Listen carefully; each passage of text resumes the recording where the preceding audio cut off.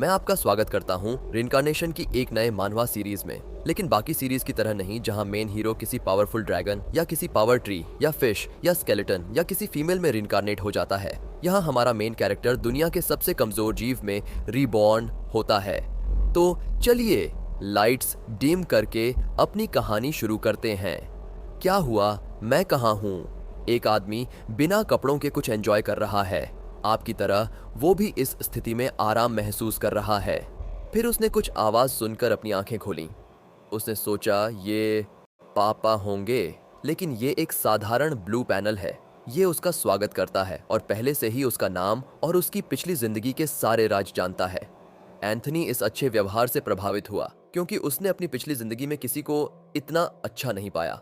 लेकिन इसका अगला मैसेज उसे हैरान कर देता है। उसे ये चीज पहले से पता होनी चाहिए थी। वो अब भी कंफ्यूज है कि वो कहाँ है। उसे याद है कि वो एक किताब पढ़ रहा था, ये जानने के लिए कि वो सिग्मा मेल कैसे बन सकता है। फिर उसे डर लगने लगता है और सोचता है कि शायद वो अब स्वर्ग में है। भाई को अपने अच्छे कर्मों पर पूरा भरोसा है। वो सोचता है अगर ये स्वर्ग है तो पूल और बुफे कहाँ हैं? उसके स्वागत के लिए कोई जश्न क्यों नहीं है? सिस्टम आगे कहता है कि उसे शांत रहना चाहिए क्योंकि वो जल्द ही एक नई दुनिया में रीबॉर्न होगा। एंथनी ने इस गहरी भारी आवाज को पहचाना। ये ठीक वैसी ही है जैसे वो legendary bearded old man all white game से। ये आगे कहता है कि वो पंगारा की दुनिया में रीबॉर्न होगा।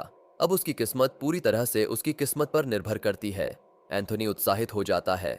वो सोचता है कि उसकी नई जिंदगी एडवेंचर, खतरे और मैजिक सीखने के मौकों से भरी होगी और वो विचित्र जीवों से मिलेगा। फिर ये उसका स्टेटस दिखाता है, उसकी ताकत, इच्छा शक्ति, टफनेस, एचपी और चालाकी।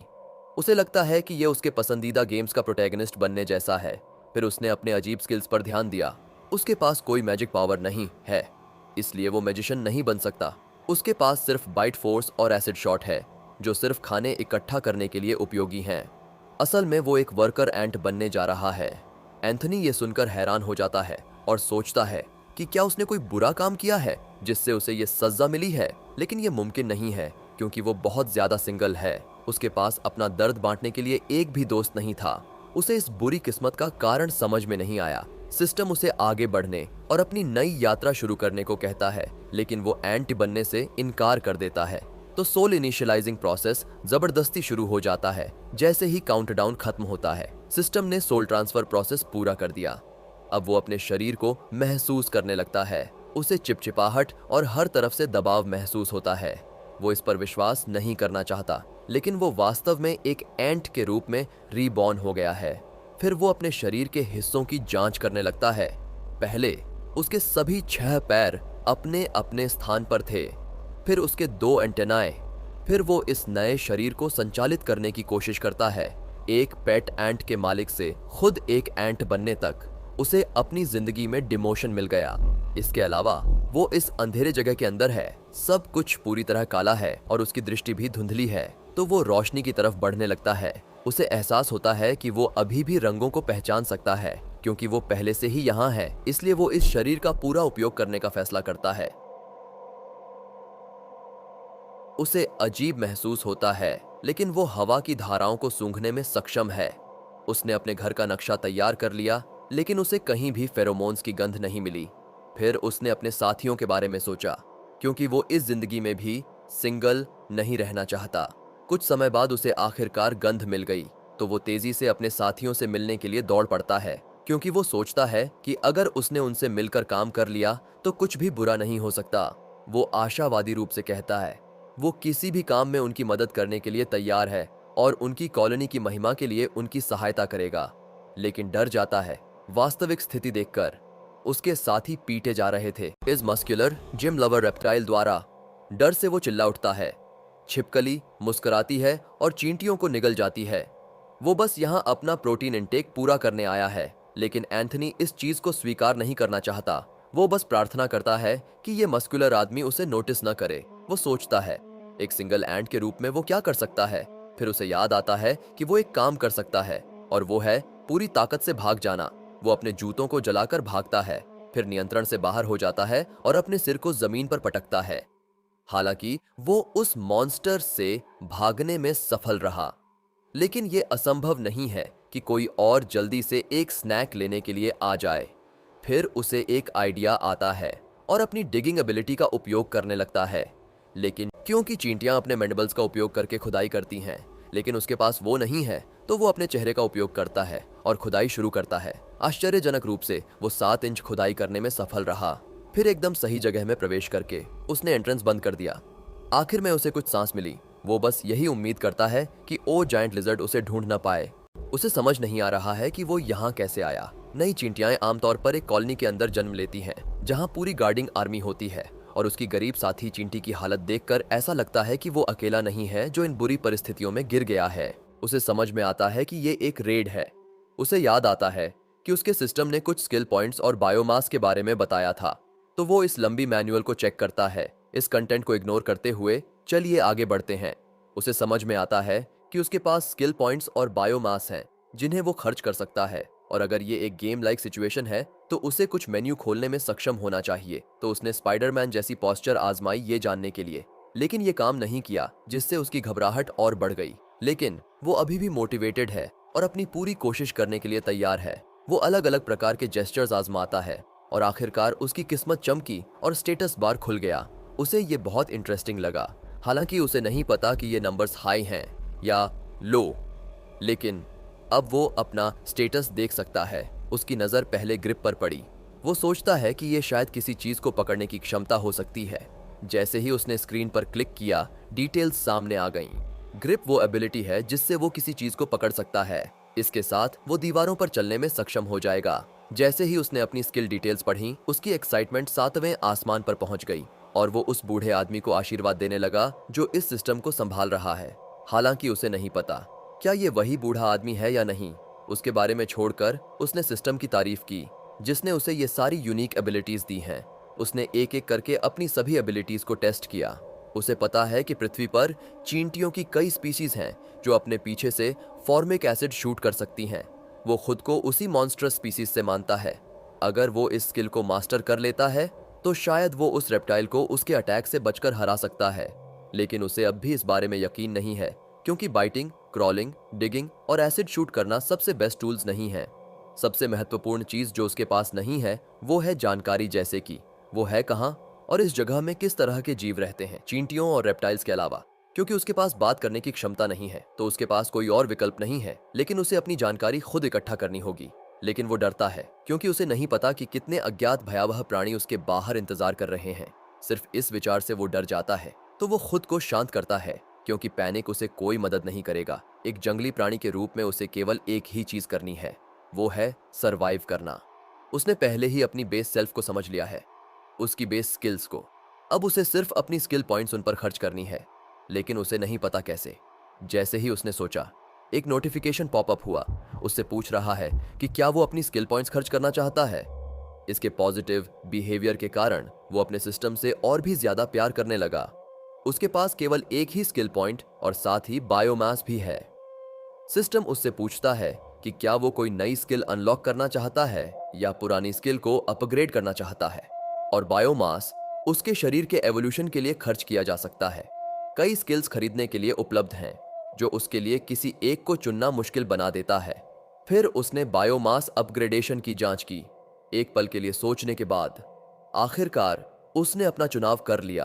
अपने स्किल पॉइंट का उपयोग करके उसने स्टेल्थ एबिलिटी खरीदी और उसने अपनी बायोमास को अपनी आंखों पर खर्च किया। सिस्टम ने उसके आदेश की पुष्टि की। जैसे ही 2 स्टेप वेरिफिकेशन पूरी हुई, उसकी आंखों में एक लौ जल गई और उसकी आंखें जलने लगीं।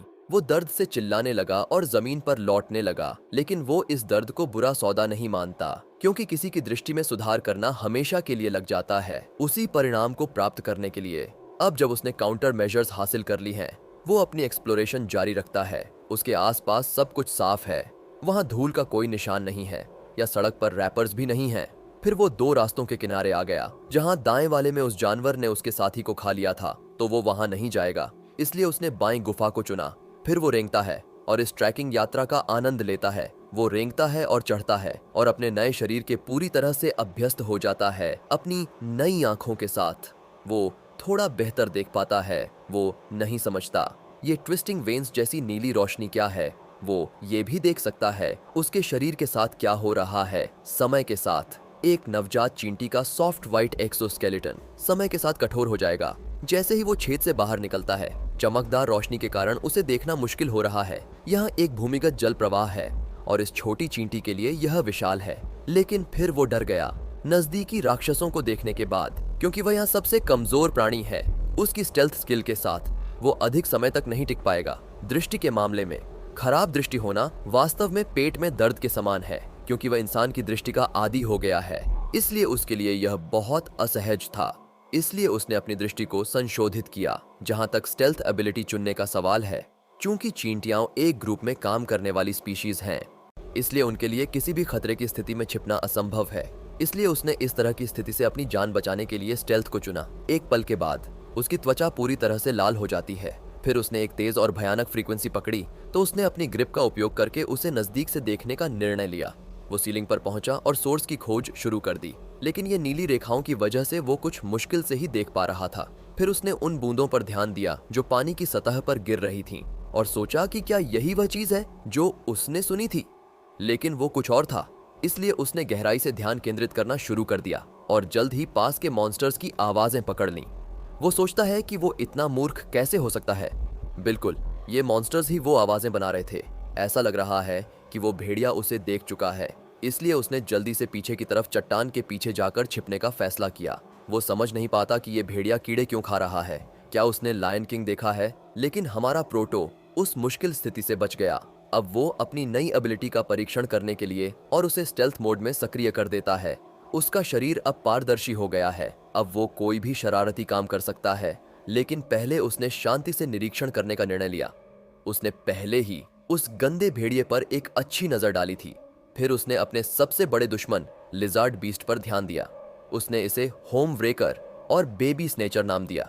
लेकिन तभी उसने कुछ बहुत अजीब देखा। ये क्रीचर्स एक दूसरे पर हमला क्यों नहीं कर रहे हैं? वो सोचता है कि क्या उसने great monster peace treaty meeting को मिस कर दिया। खैर, उसे एक ही जगह पर रहने से कोई जवाब नहीं मिलेगा, इसलिए उसने थोड़ा और नजदीक जाने की कोशिश की। लेकिन वो घबराकर स्नेल स्पीड से आगे बढ़ता है और कई मिनटों के बाद आखिरकार नीचे पहुंच जाता है। और उसकी स्टेल्थ स्किल भी लेवल 2 तक बढ़ गई है, क्योंकि उसने एक महत्वपूर्ण दूरी तय की थी। उसका शक सही था कि स्किल्स का अभ्यास करके उन्हें ट्रेंड किया जा सकता है। अब वो दुश्मनों की जानकारी प्राप्त कर सकता है, जबकि वो अपनी स्टेल्थ एबिलिटी को ट्रेन कर रहा है। एक तीर से 2 शिकार। लेकिन अगर वो पकड़ा गया तो वो मर जाएगा। वो अपने पहले मॉन्स्टर ग्रुप के पास पर्याप्त नजदीक पहुंचा और अपनी रिसर्च शुरू की। ये चीज एक क्लम्प की तरह आकार में थी और ये हमेशा फ्यूरियस दिखते थे। वो समझ नहीं पाता कि ये मॉन्स्टर कचरे जैसा क्यों दिखता है, लेकिन आखिरी मॉन्स्टर इतना बुरा नहीं है। इस मॉन्स्टर की सबसे खतरनाक चीज इसकी स्पाइक्स हैं। एंथनी जानता है कि इन भयानक प्राणियों में से हर एक संभावित बायोमास की फसल है, और ये उसके लिए एडिशनल EXP के अलावा कुछ नहीं है। लेकिन पहले उसने कुछ तैयारियां करने का फैसला किया।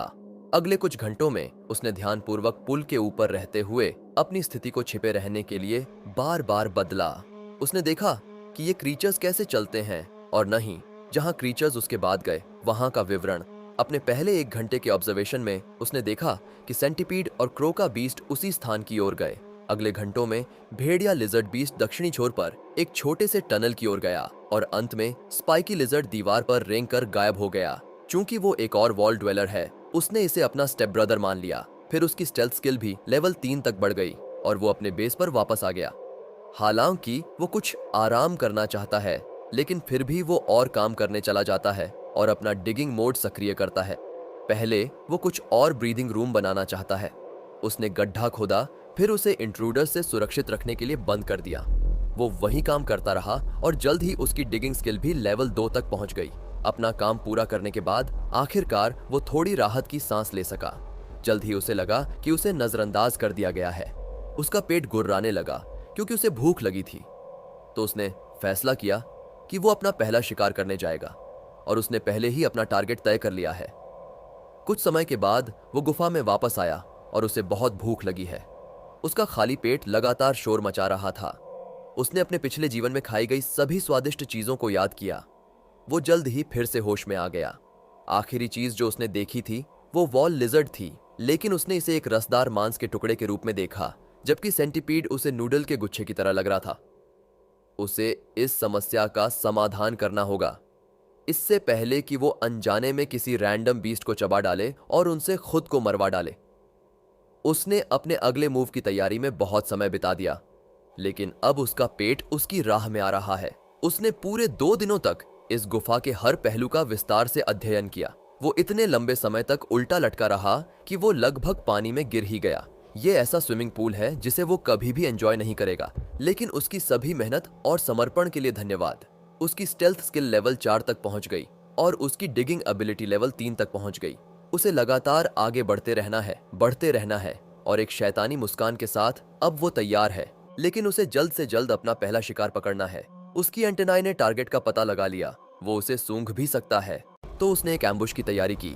उसका चुना हुआ शिकार इस तरफ की दीवार का उपयोग एक रेस्टिंग प्लेस के रूप में कर रहा है और अब सभी बीस्ट्स रोजाना एक बार पानी पीने के लिए नीचे आते हैं। एक आइसोलेटेड क्रीचर जिसका रास्ता प्रेडिक्टेबल है, उसे विश्वास है कि वो इसे हरा सकता है और अंत में भूरा लिजर्ड बाहर निकल रहा है और वो इसे एग्जीक्यूट करने के लिए बहुत उत्साहित है। एंथोनी अपने स्टेल्थ मोड में छिपते हुए लिजर्ड का पीछा करता है, जबकि उसका पेट खाने के लिए रोता रहता है। इसीलिए वो अपने पेट को आश्वासन देता है कि सही स्थिति में पहुंचते ही वो उसे खाना खिलाएगा। वो नहीं चाहता कि इन स्पाइकी चीजों से उसे चोट लगे, लेकिन वो अपने दिमाग से सभी नकारात्मक विचारों को हटा देता है क्योंकि उसका पेट उस पर निर्भर है और उसने पहले ही बहुत तैयारी कर ली है। उसके हमले का समय सब कुछ तय करेगा। फिर वो कूदता है, फिर अपनी एसिड को शूट करता है और लिजर्ड की एक टांग पर हिट करता है। रेप्टाइल नीचे गिर जाता है, जबकि एंथनी फेज 2 के लिए आगे बढ़ता है। रेप्टाइल गुस्से से एंथनी की तरफ देखता है, लेकिन एंथनी अब बहुत कॉन्फिडेंट है क्योंकि उसने उसे पहले ही अपंग कर दिया है और उसकी ग्रिप स्किल अब लेवल 3 पर है, इसलिए दीवार पर वो उसके सामने कोई मुकाबला नहीं है। एंथनी लिजर्ड का मजाक उड़ाता रहता है। वो कहता है कि वो हल्का है, जबकि लिजर्ड मोटा और धीमा है। वो उसके शरीर का मजाक उड़ाता है, लेकिन उसकी हैरानी के लिए लिजर्ड अपनी मोटी टेल का इस्तेमाल करके दीवार पर जोर से मारता है। दीवार की चट्टानें चूर चूर हो जाती हैं, लेकिन एंथनी ने समय रहते छलांग लगा दी और हवा में रहते हुए फिर से लिजर्ड पर अपनी एसिड जूस थूकता है और इस बार उसने उसके चेहरे पर थूका। रेप्टाइल दर्द में लुढ़क जाता है। लिजर्ड लुढ़कता है और उसी समय एंथनी पर हमला करने की कोशिश करता है, लेकिन एंथनी उसकी हर हमला डॉज कर देता है। लिजर्ड की चीखें गुफा में गूंजती हैं। इसे दूसरे मॉन्स्टर्स भी सुन सकते हैं। यह एंथनी के लिए समस्या पैदा कर सकता है, लेकिन लिजर्ड पहले ही अपनी अंतिम सांसें ले रहा है और जब ऐसा लगता है कि अब सब कुछ खत्म हो गया है, लिजर्ड अपना सरप्राइज अटैक करता है और लगभग एंथनी के छोटे से सिर को अपनी विशाल टेल से कुचल देता है। लेकिन रेड बॉय ने डॉज किया और अपने पहले मील के लिए अपने दांत तैयार कर लिए और सीधे अपना मुंह चौड़ा किया और चीज को अपने मुंह में डाल लिया। मेरा मतलब है कि उसने उसके चेहरे को काट लिया। दर्द के मारे लिजर्ड घोड़े जैसा चिल्लाने लगता है और एंथनी उसका सवार बन जाता है। रेप्टाइल दीवार पर चढ़ने लगता है, लेकिन जल्द ही उसकी सांस फूल जाती है क्योंकि एंथनी के जहर ने उसे पैरालाइज कर दिया है। इसलिए वो नीचे गिर जाता है, लेकिन एंथनी उसे गले लगाकर रखता है क्योंकि वो उससे बहुत प्यार करता है। एंथनी उससे माफी मांगता है, लेकिन उसके पास कोई और चारा नहीं है क्योंकि वो हमेशा अपना पहला किस चाहता था। फिर अपने एसिड शॉट का उपयोग करके उसने उसे पूरी तरह खत्म कर दिया। उसका अटैक लेवल 2 तक लेवल अप हो गया। एंथनी ने सोचा कि वो अभी भी मरा नहीं है, इसलिए उसके पास और कोई चारा नहीं है, उसे रॉ में ही करना होगा। और उसने एक बार फिर अपना मुंह खोला और उससे खून निकलने लगा। उसकी बाइट स्किल लेवल 3 तक बढ़ गई, लेकिन वो बहुत शौक में है क्योंकि वो सिर्फ 10 मिनट तक ही टिक पाया, लेकिन कम से कम उसने अपना काम पूरा कर लिया। अब एंथनी खुद को एक अडल्ट मानता है क्योंकि उसने अपने अडल्टहुड का पहला कदम उठा लिया है। यह उसकी पूरी जीत है। वो दुखी है कि उसे अपनी एंट फॉर्म में इस तरह की चीजें करनी पड़ रही हैं। उसे अपने पिछले मानव जीवन में इस तरह की चीजें करने का कोई मौका नहीं मिला। एकमात्र चीज जो उसने की थी वो कुछ एडल्ट बुक का आनंद लेना था और कुछ और अनुभव नहीं किया। फिर ब्लू पैनल हस्तक्षेप करता है। यह कहता है कि उसने लेवल 2 के स्पिनाचिया लासर्टोस के साथ काम पूरा कर लिया है। उसे कुछ स्किल्ड पॉइंट्स मिले हैं और वह खुद भी लेवल 2 पर पहुंच गया है। इस लिजर्ड का नाम सुनकर एंथनी सोचता है कि क्या यह लिजर्ड रूसी है, क्योंकि इसका नाम उनके जैसा लगता है। फिर अचानक उसने अपनी एंट स्पीसीज का नाम देखा। यह माइका के लिए है। मैंने अपनी पिछली जिंदगी की एक किताब में इस एंट स्पीसीज के बारे में पहले ही पढ़ा है। माइका वुड एंट्स का लैटिन नाम है। अगर हर क्रीचर का लैटिन नाम है तो उसका पूर्व ज्ञान काम आ सकता है। अचानक वो खुद को एक सेज जैसा महसूस करने लगता है। इसके अलावा उसने 3 जीवन पाठ सीखे हैं। पहला, वो मॉन्स्टर के पीछे गोली मारकर अनुभव प्राप्त कर सकता है। दूसरा, जब वो लेवल अप करता है तो एक नया स्किल पॉइंट कमा सकता है। और तीसरा, चूंकि ये लिजर्ड लेवल 2 का मॉन्स्टर था, तो दो संभावनाएं हैं, या तो वो लेवल 2 पैदा हुआ था या उसने एक बार लेवल अप किया था। फिर उसे सबसे महत्वपूर्ण बात याद आती है।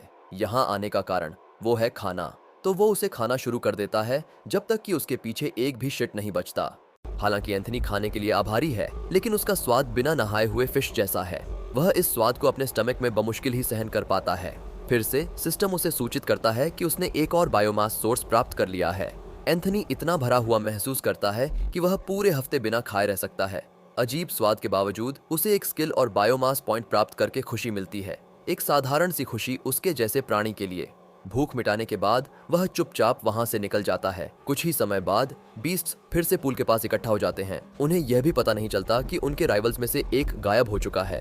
कुछ मिनटों के बाद एंथनी उस पूल के क्षेत्र से बाहर निकल जाता है और वह अपने रिवॉर्ड को कुछ नए स्किल्स पर खर्च करने के लिए तैयार है। फिर वह एक बार फिर से अपनी स्टेटस बार खोलता है, यह सोचते हुए कि इस टास्क की वजह से उसने कितनी अच्छी ग्रोथ की है।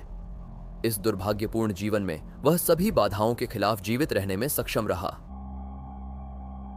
उसकी इंट्रोवर्ट आदतें फिर से वापस आने लगती हैं, लेकिन वह अपने माइंड को क्लियर करता है क्योंकि वह फिर से अपने दिन हेंटाई पर नहीं बिताना चाहता।